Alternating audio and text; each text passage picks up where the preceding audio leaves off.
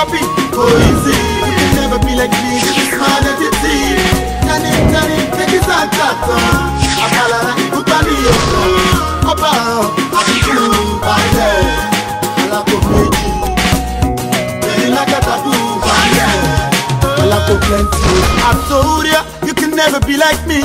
Now I see, no beat for free, go baggy. I am no cabby, KBC, Ejo, same money. Like you go so back, don't look the legate. Tell la better, in when you are the belly. I'm told ya, I get you calling you. I do Rawalojo, I need to Jakadiko. So me tell a lot to that born superstar. I don't care, look at them, look at the mouth. Really tell you a lot, so you have to that. If I know they are party, you know, I'm missing. Hello and welcome to another edition of the Podium.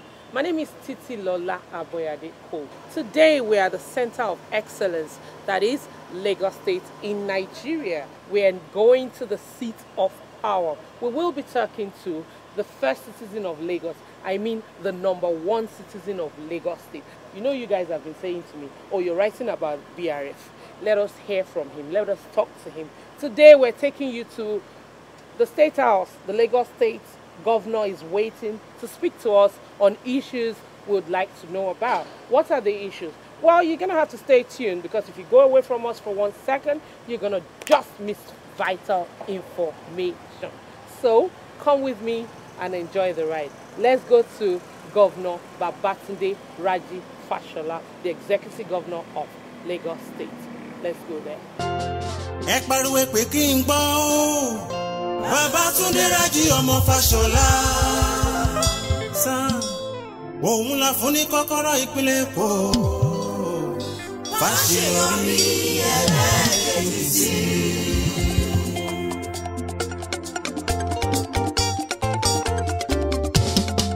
Ó yẹ ẹ pé Babatunde Raji Fashola ẹ bẹ̀ mí pé o.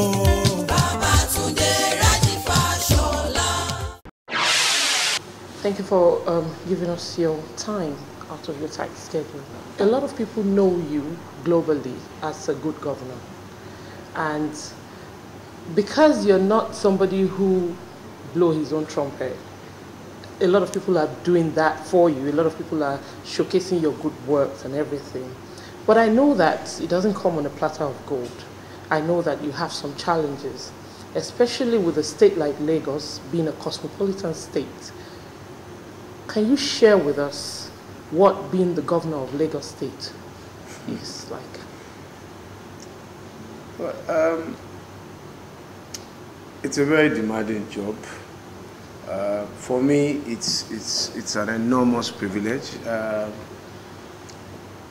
My election has given me the opportunity to attempt to practicalize some of the thoughts that I have had. I think that many of us professionals had before now simply criticized government without coming to terms with the enormity of the challenge of running an organization as big as the government of Lagos State. When you are responsible for 18 million people, whose hopes depend on what you do right, whose hopes depend on you not making many mistakes. That's as best as one can dimension it. It requires that I work till at least 2 a.m. every day. I start at 7 a.m. I spend the first 2 hours of every morning dealing with paperwork, files, letters, because that is where government business is transacted. Before I go to the office, meet people, hold meetings across departments, talking, reviewing policies, and of course, in between all of that, emergencies happen, problems occur, somebody is involved in an accident. It's a life of many surprises. And the simple rule is to prepare for the worst and hope for the best. So, very challenging, time-consuming at this time. One hopes that as the democracy matures, the hands of the chief executive will become increasingly freer, and people will get used to what they're supposed to be yes. doing. Now, you've got a very, very busy schedule, but at the same time, we know that you're a family man. How do you manage to juggle all that with the number of hours that you work in a day? I must give the credit to my wife. She has taken responsibility since my involvement in public service for the home. I get involved. I found time from time to time, go to my children's school when I can't squeeze the time, attend in the inter-house sports, or go for visiting days, but my wife does more of it.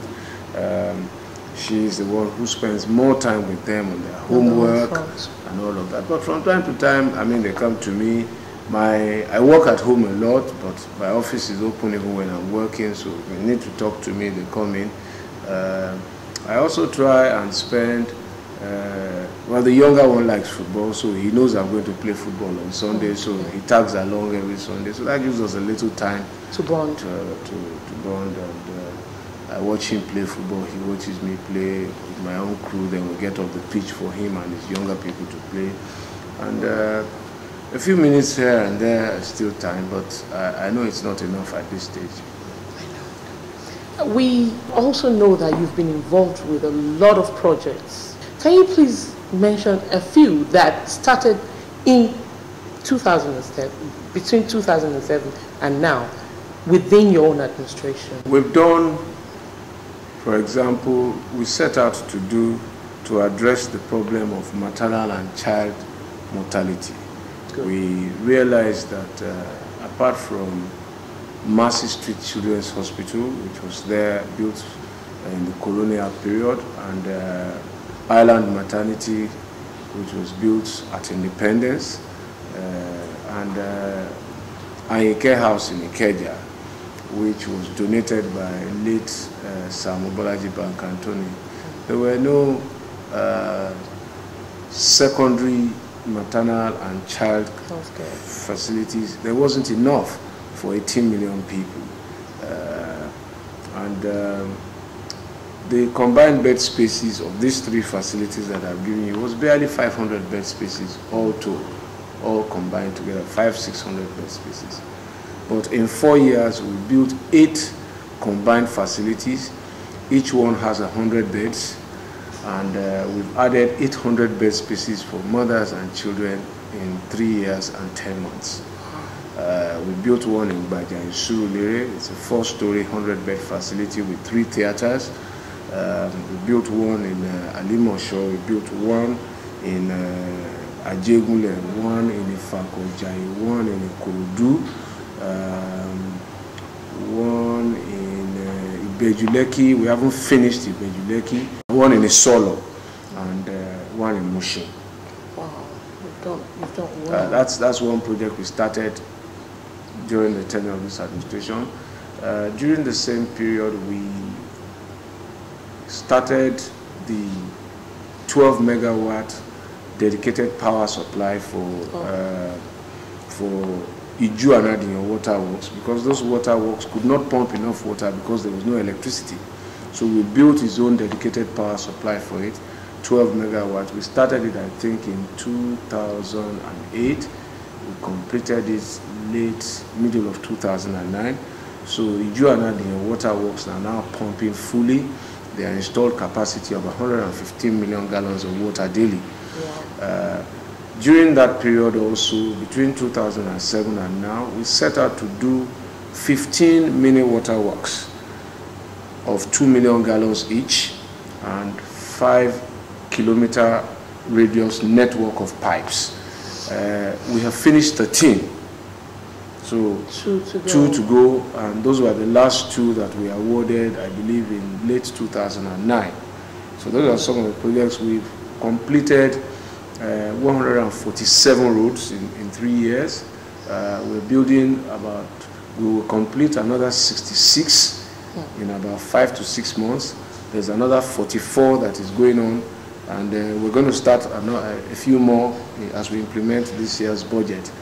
In 3 years, we've completed 5,000 new classrooms fitted with laboratories, fans, The list simply is endless. We finished 2 jetties for ferry service. We built 2 new massive jetties, one in Badore, one in Ikorodu, that has the capacity not only to manage passenger ferry, pedestrian travel ferry, but also to manage ferries that can ferry cars across the Lagos Lagoon. Those are finished now. The third one in Osborne is under construction.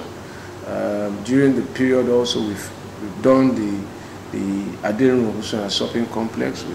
We built it from top to bottom. It's now functional. Honestly, I can't remember all of what we've done. Really. I just know that in 3 years we've done over 3,000 projects, and many were significantly completed, close to 70% of them, and so you don't keep a track of your head there, or what you're doing. We are measuring now not what we are doing, how it is impacting people's lives, how many more people are having water, how efficient is travel time becoming in the state, how many more people are having access to health care, how is the quality of the health care. It's one thing to build the hospital, it's another thing, of course, to ensure that it is achieving what it's set out to. What informed, we're seeing a significant drop in maternal and child mortality. Dropped to, I think the last figures we had was dropped to as low as 20% from about 70-something% in 3 years, about 18 months when the project started working. You've done quite a lot. I thought I knew a lot, but obviously I'm yet to catch up with everything you've been doing, because I'm one of the diasporans who've been out of the system for at least 2 decades. And I must tell you, when I came to Nigeria in 2009, I was wowed just by the Christmas decorations and things, and I said to myself, this is England, this is about the time for us to come back home or never, because Lagos is becoming the flagship state of Nigeria. And I would like to know where you get this inspiration from, where you get this, because it's like you think of a project every 5 minutes. Well, I think that the credit of what we do must go to Lagosians, really, not to me. It must go to Lagosians in and out of government who have embraced a philosophy of change, a philosophy that everything is possible if we put our heart and our mind to it, and if we're ready to do the hard work that it takes to deliver it. What we offer as a government is our flexibility and our adaptability to new ideas.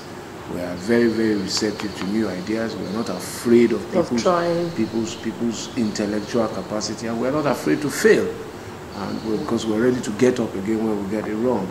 Of course, one travels from time to time, and one reads, and one also shares development in far-flung places through the television, the social media, the internet, and all of that. And one sees what is going on across the world, and therefore you ask yourself, why is it impossible here? And people just must try. And, so it's really the involvement of people rather than just what we do. People have signed on, and it's wonderful. The Podium.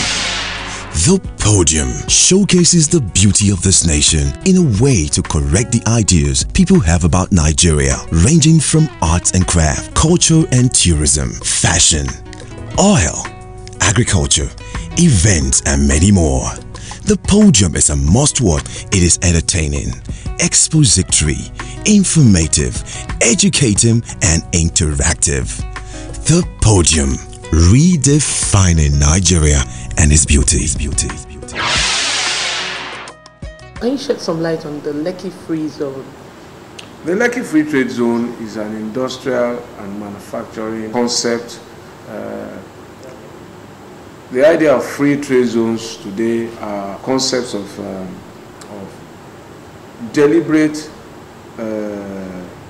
tax, duty, and import exemptions. That's it. But whether you call it a free zone or not. Put very simply, the Lekki Free Trade Zone is another industrial complex. Okay. That's no more, no less. Right. Now, the attraction there is that people produce there as if they are in a foreign jurisdiction, and therefore they are not subject to the local taxes that increase the cost of production. So it's basically offshore trading. Precisely. They are subject to a regime created by law that exempts them from certain taxes that they would ordinarily have paid if they are within the city. It's a 17,000 hectares real estate property. We are developing it in phases. We are working on the first 3,000 hectares. There is a custom, immigration, border, and all of those type of things. We finished the administrative building where all of that is now operational. We made a lot of progress on the road network, on the infrastructure. We've completed clearly the design of what that place would look like when completed, and that is the basis now that we're implementing. We're going into further procurement to increase the capacity of infrastructure to support business. Manufacturers have started taking positions. People are buying land. Many of them are now anxious for us to finish the drainage, finish the road network, so that they can begin to construct their factories and their warehouses. It's going to have refineries, it's going to have logistics centers, it's going to have opportunities for light manufacturing. It potentially brings about $25 billion of investment into Lagos over the next 5 years. And it will generate employment for not less than 100,000 people when in the next 5 years, when the first phase is finished. There's a seaport coming there and a new airport coming there as well. So it's a work in progress. Right. Is there any residential part? There's residential designed into it. It's a new town. Entirely. So it's got everything. It will have its own electricity, it will have its own water supply. Now, the electricity and the water supply, because it's a ring-fence, self-sufficient estate, we're looking now for investors who want to invest in power, invest in the power. The factories and the industries will be the immediate off-takers for this power, and then the thing can become self-financing. And the same thing for water. Talking about taxes, a lot of Lagosians, they complain about taxes, but well, obviously not. People in diaspora who will be watching this program will say, why not? Because we know the implications we know the benefits of paying your tax because of the road networks, the facilities. That's the only way the government. But what I would like to know is do you have a band type tax payment, or is it just that if you're working, you pay a percentage of your income as tax? Because where we live is like you pay a particular amount if you're single. If you're married, you get this off. If it's different. But what is it in Lagos? Is it that everybody pays the same percentage? Well, you open by saying a lot of Lagosians complain. I don't agree with you. They're mourning. I don't even agree with you that it is a lot. I don't agree with you. Okay. You see, have you done an audit? Have you done a poll? Before you can say this is a lot or this is less. Okay. So I don't agree. In the same way that there is that perception, there is also the factual side that people are saying to me, for the first time in my life, I see what government is doing with my money. Taxes. I want to pay. Yes. So who is more, the compliant or the non-compliant? And therefore, I disagree with the general surmise that there's a lot. Now, every policy of government has its benefits and its burdens. True. Every policy meant for the general well-being of people will affect people in different ways. And what we try to do is that we initiate and implement policies that we think, in our judgment and based on our preparation and study and planning, will give the greatest good to the greatest number. Not everybody will be satisfied with every policy. Look, a lot of people are dissatisfied today that there's power outage. True. But some people are happy because that is where they make a living. Oh, no. When all of us have electricity, those who depend on on their livelihood for the lack of power will not be happy. Now, specifically to your question, the point here is that the only taxes that we collect from citizens are income taxes. Okay. Now, those taxes are prescribed by a federal law. It's not a law made by Lagos State Government. It's a law made by the federal legislature, the National Assembly, applicable to all the 36 states of the country. Now, because we have decided to take our destiny in our own hands, Lagos State has asked its citizens, the only way to that prosperity is to pay taxes. Many of them have seen the rationality of this position. They have seen that with their taxes, their lives have improved as compared to other states that depend on what happens at the end of the month that they get from Abuja. Now, how much is this tax really? It is a maximum of 25% on your income, which no state government can increase unilaterally. Right. Now, but in reaching that margin, there are provisions within that tax law that give you exemptions depending on the liabilities you have. How, are you supporting a spouse? Are you supporting children? Are you supporting aged dependent? So it's the same thing. Globally. Now, the reality is that in the UK, you pay as much as 40%. Yeah. So this really is a tax haven. Depending on your income. But people really, tax is a vexed issue all over the world. It is a vexed issue. And therefore, I can understand that in the season of an election, it will become an issue to say, hey, okay, this is an issue to assess the government by. But the truth of the matter is that I don't fix the rate.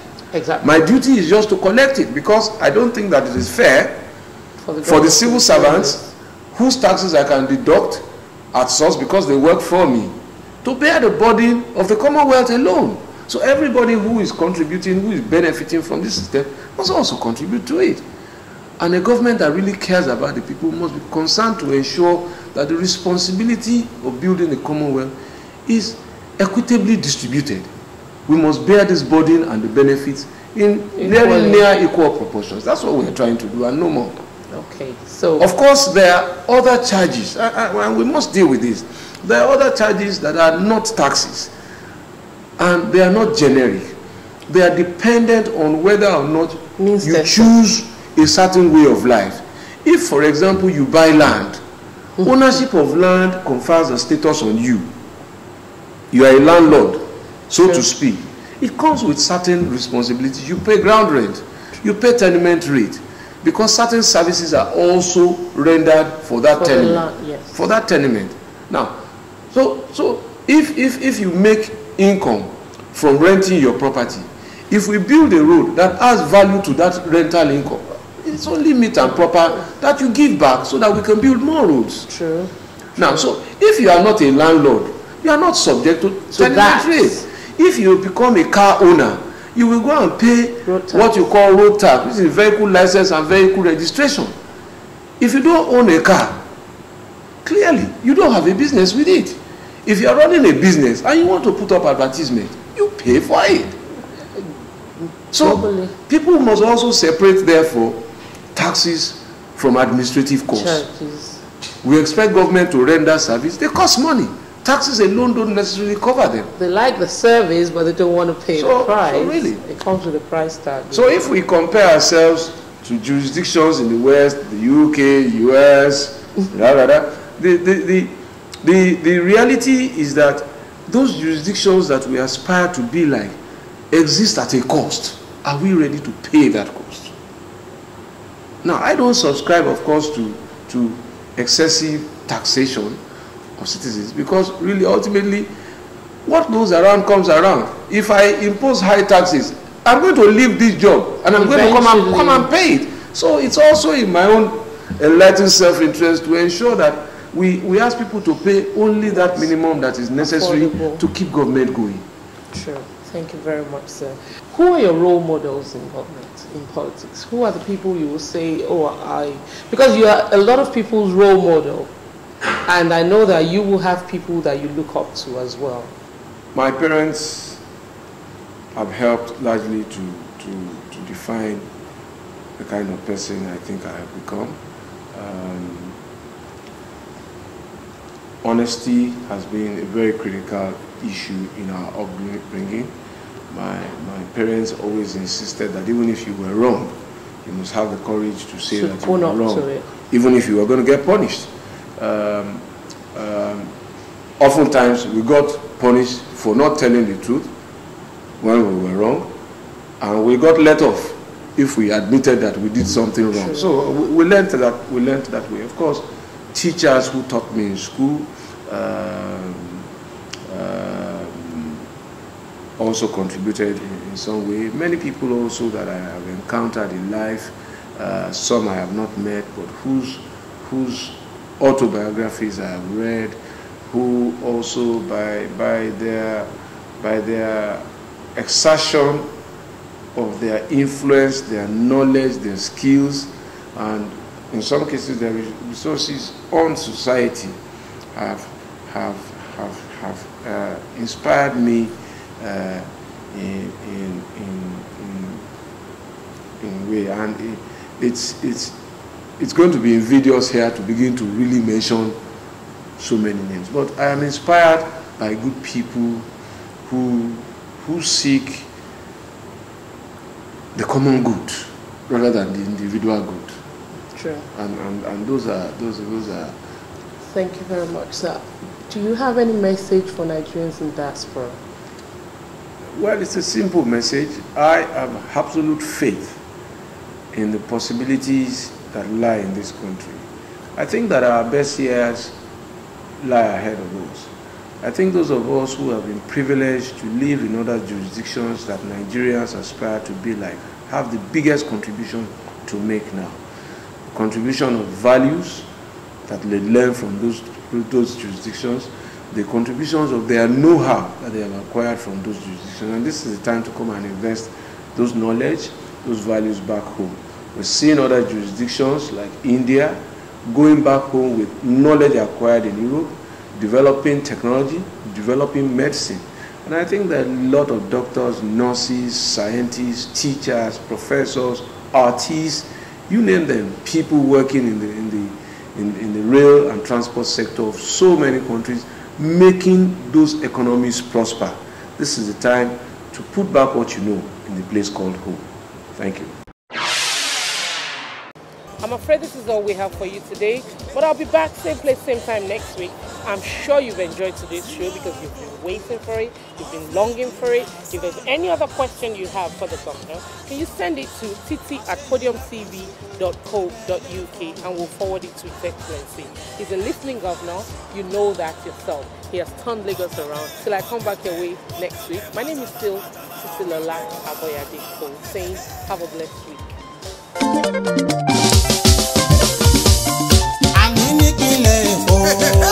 Iṣẹ́ ti yanjú. Àní nípìnlẹ̀ Èkó. Iṣẹ́ ti yanjú. Bẹ́bẹ̀ òdúró. Bẹ́bẹ̀ sì lọ. Bẹ́bẹ̀ òdúró. Bẹ́bẹ̀ sì lọ. Ọkọ̀ Abímbọ́lá. Ló ń ṣe bẹ́bẹ̀. Ọkọ̀ Abímbọ́lá. Ló ń ṣe bẹ́bẹ̀. Ìrajì Fashola. Bàbá ṣe lọ. Ìrajì Fashola. Bàbá ṣe lọ. Ó yẹ pé. Babatunde. Nàìjíríà kò dìbò ẹ̀ tó ní ọlọ́kùnrin lọ sí ibodè lọ́gẹ̀yẹ̀ o.